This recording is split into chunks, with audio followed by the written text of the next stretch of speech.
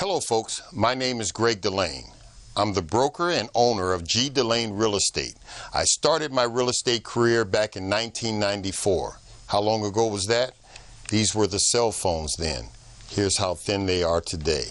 I developed this show because I believe that experience is the difference.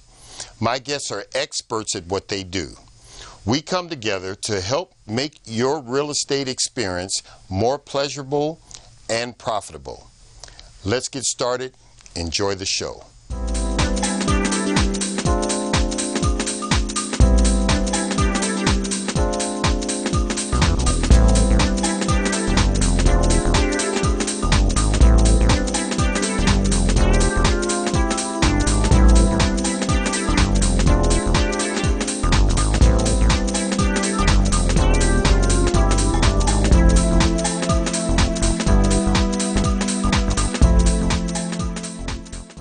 Hello folks, and welcome to Real Estate Q&A. I'm your host, Greg Delane, and we go over things in our business, buying homes, selling homes, and I always say that experience is the difference.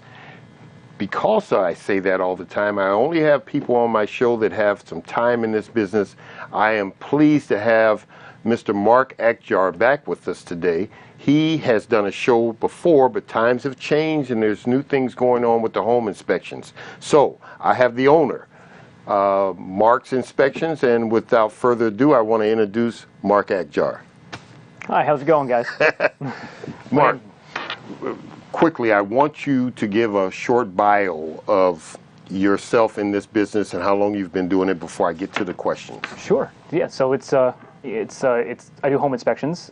For the users of those who don't know what home inspections are, it's pretty much if somebody's going to buy a house or somebody's going to be in the process of selling their house, they call companies like ours in, and we do a full analysis of the home. You know, we look at the house from pretty much top to bottom.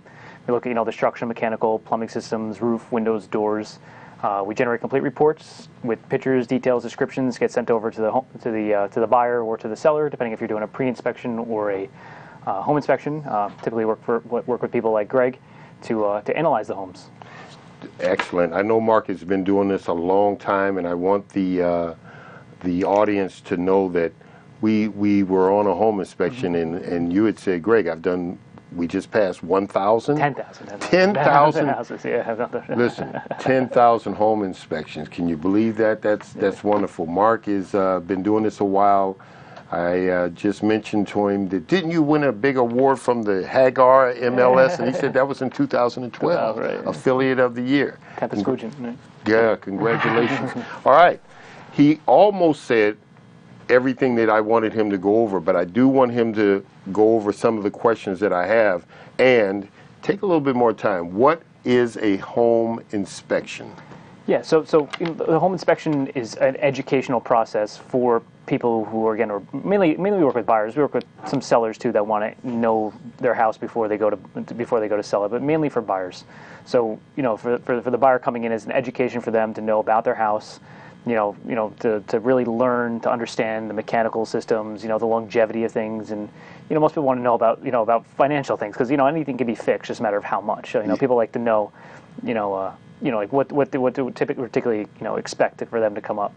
And we try to give them the best education we can about their house and the information they know before they go to purchase their house. This way they don't walk away with the house, and they close and they're like, oh my God, I wasn't aware that the roof, was shot and the mechanicals were shot, So it's mainly an educational process for people. And, we try to give them as much information as you can because, although home inspection is only like between an hour and two, sometimes a little bit more depending on the size, it's very tough to educate a person on entire aspect of your home when they're not always aware of it.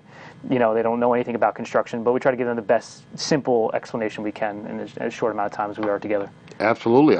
I've always said that the three most important financial things that you'll do, and they don't have to be in this order, but it is marriage, children, and purchasing a house. That's true. Because all those things have to be worked on daily. Right. And buying a house is a major financial move. We're talking 30 years, guys. Yeah. So it is important. And I don't know any attorneys that will allow somebody to buy a house without that home inspection. Yeah, and a lot of people say that. They're like, is a home inspection required? It's not, but like you said, and I know you'll tell your clients straight up, listen, you have to do this because you look out for your clients, so. Yeah, you'd be surprised at the stack of documents that you'll have to sign saying, I'm going to buy the house and I've forfeited doing a home inspection. Right. The attorney will probably tell you to get another one because he doesn't want to be, connected to that. Now, I've been doing this a long time also, and sometimes I think, and I've shared this with people selling their homes, what is the benefits of doing a home inspection on your home? Not the buyer doing it, but the seller doing it before they put their home on the market. Yeah, like a pre-listing inspection. A pre-listing inspection, that's what it's called? Yeah, we do pre-listing inspections, and we also do inspections for some people that just want to know about the condition of their home, for whatever reason. Some people just want their house to be perfect. That's right. So, it's far and few between, but, pre-listings are a little bit more common. I find that people sometimes wait, and then all of a sudden they're like, you know what, I should have done that. I should have had that looked at before I put my house in the market. Especially for these, like we were talking about earlier with the estate sales. Yes. Because sometimes people, will have live in another state and then have never seen this home, and all of a sudden it goes on the market, and then all of a sudden has all these problems and has to go through 4 sisters, and it's like a big battle, and they got to go through. Those are usually the most common pre-listing inspections we do, to try to find all the major problems in the home before it goes onto the market, and before this way you can get a more aggressive price too. Absolutely. Makes your job easier. The majority of the people that I do work for is a lot of seniors, and as you know, when you get old, you're only in 3 rooms of the house. You're in the bedroom, the kitchen, and the bathroom. And I've had people say, well, is the basement leak? What's going on up in the attic? And they haven't been there in 5 years. I've seen that. I say, you haven't been down in the basement in 5 years. Yeah. It's important that you get a home inspection. Yeah. And I don't ever quote people's prices, but home inspections are between $300 and $500, somewhere in there. Right on the money, yeah. And I can't tell you how valuable that is, because if you find out what you need to replace this beam with a lolly column or something, opposed to me, the buyer, coming in and my person saying this is a problem, it might only be $700. To me, I want $7,000. Right, yeah, that's classic. As the buyer, everything is a $5,000 problem. Yeah. But the whole pre-home inspection might, after you pay Mark for doing it, you might only be looking at $2,500 in plumbing, electric, and some maybe, I don't know. Yeah, but the buyer is going to say, oh, that's $10,000. Yeah, it puts you more in a position of power, where you have more control over things, Yeah, that is excellent information that he's given you. Okay. How does termite treatments work? Termite treatment, we see a lot of it in White Plains, especially. For whatever reason, there's tons of termites in White Plains. I see it by here, and a lot of some of the river towns getting closer to the water and stuff like that, Throgs Neck. But it's it's exceptionally, for whatever reason, common in White Plains. But what it is, it's like they have what's called, most common thing is a Centricon treatment, and it's these little discs that they'll put all the way around the house, about every 8 feet, and they're triangular shaped, and they have a little cap on the top. And what they do is they take wood, they soak it in some poison, they put it inside there, and what the termites do, the termites eat it. They don't die right away. They go back to the nest, and they're cannibalistic. And as they eat one another, it eventually kills the queen, which harvests all the termites in the nest. And as it kills the queen, it kills the entire nest. And that's basically how it works. Termites live in the ground. They don't live in your house. It's a total misconception. A lot of people think termites live in the house. Yes. And they don't. They live in the ground. So they live in the ground. I remember, because the winter's coming, and I see all these people with all this wood stacked up next to their house. Can you share a little bit about the problem of that? That's their food source. They live off of cellulose type material. So what they'll do, this time of the year they're going to be dormant, but come springtime, when the thaw comes, they'll start eating away at that, going back to the nest, and then if you take that wood away, then they can start eating at the house. Wow. Yeah, wow. And they eat about a foot per year. You go down south, they have a little more of aggressive termites that tend to be like termites on steroids. But termites here only eat about a foot a year, which is crazy when I see sometimes 15, 20 feet worth of termite damage steroids that have totally spread out in between the walls. Sometimes it's decades of neglect that some people have. So if you have wood stacked by your house, they should be off the ground or away from the house? Away from the house, a couple feet. Dead stumps are also another big one, too. Sometimes people cut down trees and they leave the stump right there, and then all of a sudden that stump starts to rot, and then that's where the termites start eating. That's their food source, and then they devour that, and eventually start going into the house, or they set up a sub-colony closer towards the house. And they eat themselves, too? Yeah, they kind of live together. Pretty efficient. Termites sound to me like politicians. Yeah, right.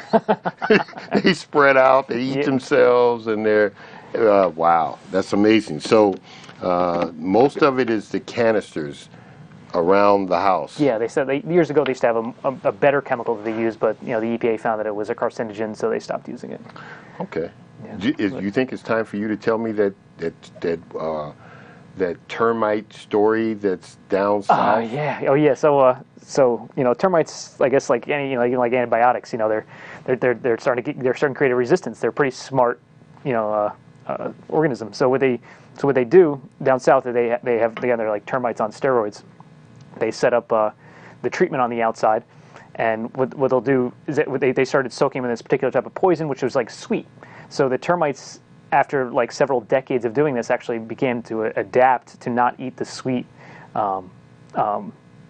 treatment that they had. So they'll eat everything else that's not sweet all the way around it. So as a time, they actually evolved to learn not to eat sweet things. So now that those whole colonies, a whole set of species now has developed not to eat sweet things. Yeah. Because they were all dying off because that was their form of treatment. Now they got to find an alternative form of treatment. That's life, and that's how things adapt. Certainly the same raid that they sprayed on roaches or ants 10 years ago, their babies, it might stun them and they might be a little unconscious, but they walk through it now. Yeah, now they're tough. So it's getting worse and worse. So if you are a Star Trek guy like me, I guess the termites are Klingons. Klingon, right.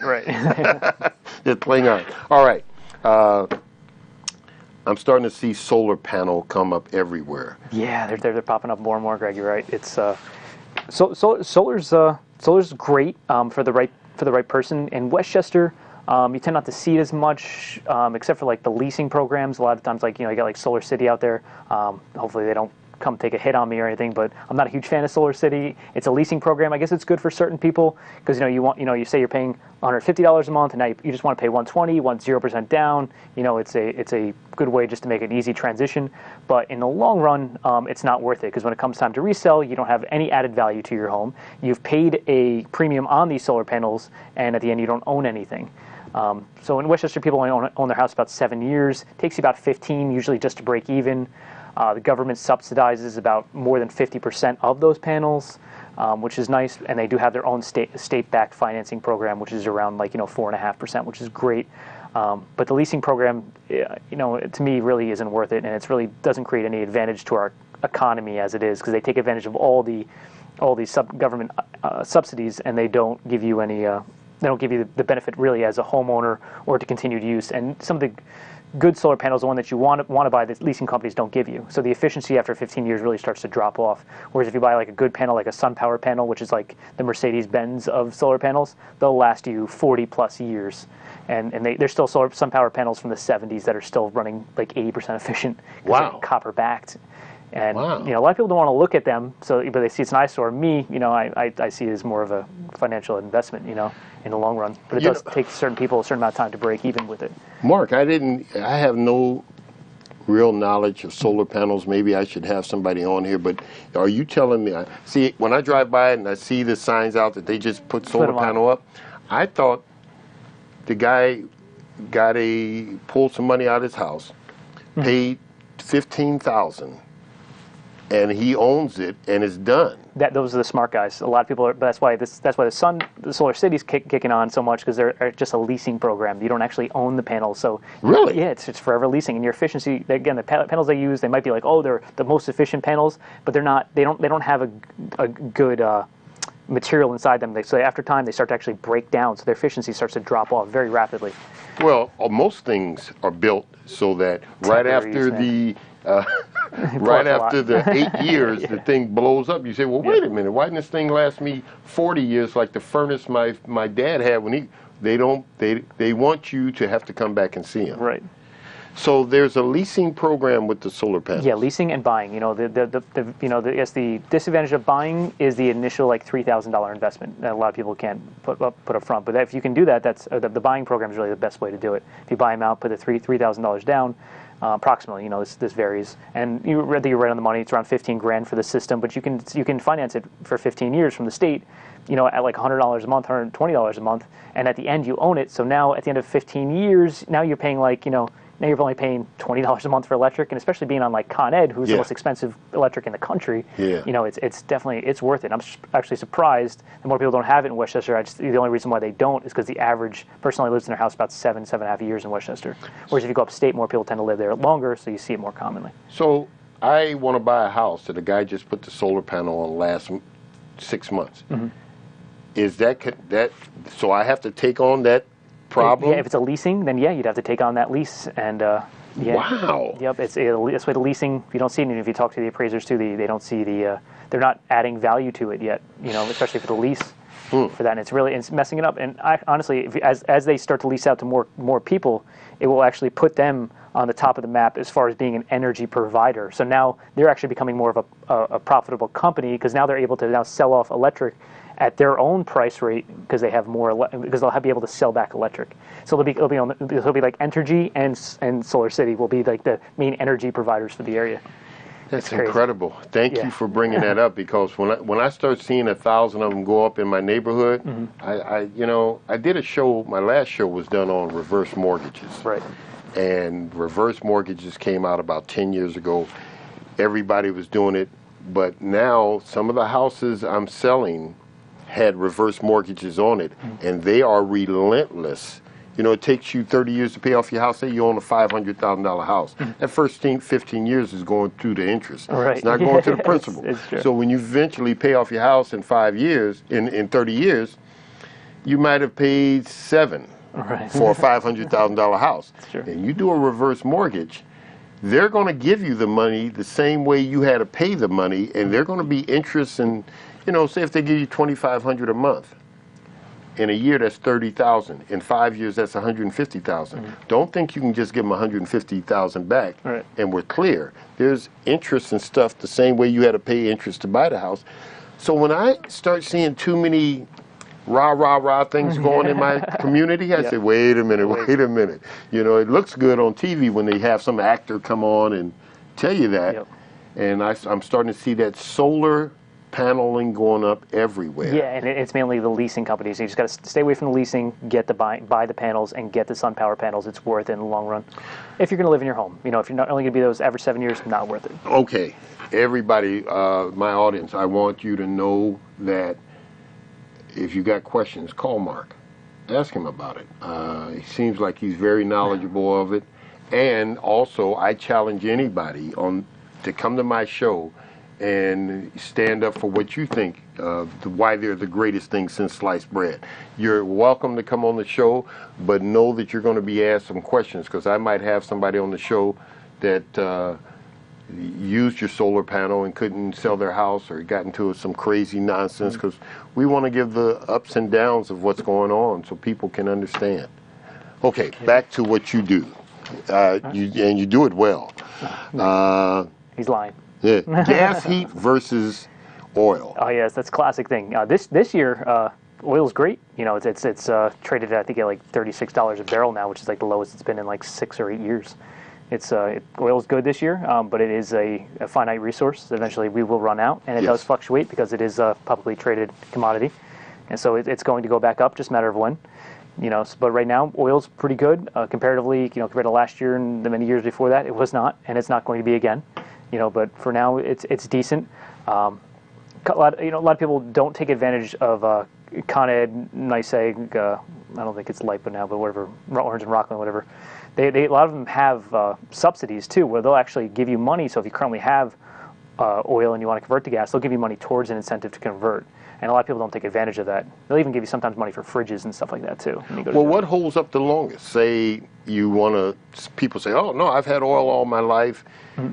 I just saw something on one of the shows I was watching the other day that there is a county in New Jersey now that they're not insuring any more underground oil tanks. Oh yeah, it's the whole state of Connecticut is actually like that. There's if you have an underground oil tank in Connecticut and you want to transfer sale, you have to pull that oil tank out of underground. And have an above Yeah, ground tank. although some of the new underground oil tanks are great, but they're dual line. They come with a transferable warranty. The old oil tanks have destroyed the reputation and the mindset of many people, and especially politicians who write the laws. So Yes. they just rather say, you know what, no oil tanks underground. So it's unfortunately, although there's some great underground oil tanks now, the old ones have ruined the reputation for everybody. Why did they originally start putting them underground? They started doing like gas stations, and you can put it underground. It was convenient, it's you don't have to take up that big oil tank in your house, and just fill it right from the outside. And Yeah. it was just it worked out great, except for when they started leaking, during the Vietnam era, when they had they had limited supply of steel, they started making them real thin, and those were the ones that really kind of went out. Sometimes like the 1930s ones, they're great. People do. Well, we don't do the testing, but we're on inspection when people do the vacuum test for them, and they pass all the time. The old ones from the 20s and 30s. But those Vietnam era ones, they're a little tough. Yeah, I remember when I first got. Now I'm telling my age. When I first got into business, they used to blow into the oil tank. Oh yeah, no, they were precious a vacuum testing, and they still call it what do you call it? Yeah, they used to blow into the oil tank and seal it off, and once they blew it, they would see if the pressure dropped, meaning that they're pushing more oil into the ground. Yeah, But now they do a vacuum and they sit and they put earphones on, and they listen for it. Listen But to air bubbles, yeah. I also, and I'm telling my age again, they used to be able to just cut the tank open, get all the oil out, fill it with sand, and leave it in the ground. Yeah, you could still do that. You can abandon them. I'm not a huge fan of that. I tell people to pull them up. It's usually around $3,500 to pull it out. It's like $2,000 to abandon it. Yeah. Me personally, I'm like for the extra $1,500, I'd rather just pull it out, be done. This way, you can dig up, make sure it's all in good shape. You never have to worry about it ever. It's kind of like the asbestos thing. People are like, I can encapsulate it for 500, or I can remove it for 700. I'm like, I'd rather see you remove it, man. Yeah, just get take it out of there. Yeah, get it out of there. I know that the biggest oil tank problem I had, and I was doing a foreclosure it was in Yonkers. Was it in Yonkers or Mamaroneck? Anyway, once they pulled that tank, they had to remove the dirt until you couldn't smell oil at all. Oh yeah, so they're supposed to keep digging and digging. I've seen them getting right into the aquifer sometimes. It cost $10,000. Oh. But the bank had to pay it because it was their foreclosure, and I can't tell you how many trucks came and removed it. But that's the way things are going in this world. And you got to make sure you have insurance, or at least your client has the insurance before they do the test. Because once somebody comes in to do the test, if it leaks, they open up a spill permit with the DEC, and they have X amount of days to remediate it. If they don't, they become famous real quick. Well, let me say this, and I don't know if this is still the law, but you get 2 chances. Once it fails, you have to do whatever you have to do. Yeah. And I've saved some oil tanks I had to dig down to the top of the tank. Oh, right. Let's change all the fittings. Yeah, that's what's most common thing. Change the fittings. Make sure that once it's sealed, and it could just be 2 turns of something, the tank is fine, but the airline doesn't hold because there's a loose fitting somewhere. Yep. Or the guy is putting oil in, some kind of, that thing that's sticking up out the ground, it's been tapped, and it cracked somewhere, so seal around. If it fails the second time, you're done. Yeah. Yep. You can stick a fork in you because you're done. Yeah, you just hope you have good insurance. Yeah, well, that's a big one there. That's going on, this underground stuff, and it's good that they have insurance. I know that you have to have it. Insurance is what if insurance. Yep. What if this happens? I have health insurance. I don't want to run down to the hospital and use it. But if something happens, you got to be able to use it. All right. Yeah, and gas heat's great too. Gas. Yeah. Okay. Gas is super efficient. It's very low maintenance. And it's readily available. You don't have to worry about filling it up. We talk about like longevity. Oil boilers tend to last 25 to 50 years. They last a long time, but they're very dirty. Yeah. They have a lot of filters and nozzles and efficiency you got to change, and you got to scrub them out every year. Gas is, I don't want to say maintenance free, but it's maintenance, like pretty much little to no maintenance, Yeah, as compared to oil. And they last, I've seen gas boilers from the late 1800s that were converted from coal to gas and still running great, So they gas is great. I did a house in White Plains when I first got into business when I was with Century 21 Wolf. In the late 1800s? Yeah, I went down there. The whole furnace was encased in asbestos. Oh, yeah. I couldn't believe. I said, "Oh my God, what is this?" And the guys, my plumbers, they've been around. I use BC Plumbing, and Chris is maybe in his 40s or early 50s, but his father started the business, Wow. and Nat has got to be 75 or 80 now. Wow. And him and the guy who taught him was with him, and they said, "Oh, that's a old 19. That's a BJF." He named it. I said, "Oh my God." They're great. It's a great material, man. It's just a carcinogen. It's besides that, it's a fire retardant, very well insulated. If it got wet, it still worked. Yeah. Mark, it kind of gives you cancer. We got 2 minutes and 53. I want to ask you one other thing, but what is your website and what is your phone number? My website is www.marksinspections.com. That's www.marks, M-A-R-K-S, with inspections with an S at the end.com. Okay, and what's your phone number? 914-774-5025. All right. We got a couple minutes. I don't start shutting it down to 30 seconds, so we got another minute and a half. I want you to talk about LED lighting. Yeah, LED lighting is great. A lot of people still carry the incandescent bulbs, around. I see them all the time. I tell people, even the short term LED is worth it. They don't burn out. It's one of those few things you can do to buy and saves you money, and you don't have to worry about changing that as often. The average LED light lasts like 25,000 hours compared to an incandescent, which lasts like 1,500, 1,300. And it takes about as much electric to run one incandescent bulb as it does about 10 or 12 LED bulbs. So it's very, very efficient. And again, with the subsidies, a lot of times the energy companies will give you money towards that too. There's like the Green Team, I think, that kind of does, and other electrical companies will actually give you money towards converting from incandescent to LED. They want everybody to pay to use less so they can charge you more. That's their motive. That's wow. Yeah. So if you see me, not tomorrow, you know why they kind of put the hit on me. Well, Gail and I, we purchased a foreclosure, and then on this condo, we're doing some work on it, and I have LED lighting on the front porch and on the balcony. Oh, they're great, yeah. And Gail called me and said, "We got some damaged stuff because where am I putting the bulb?"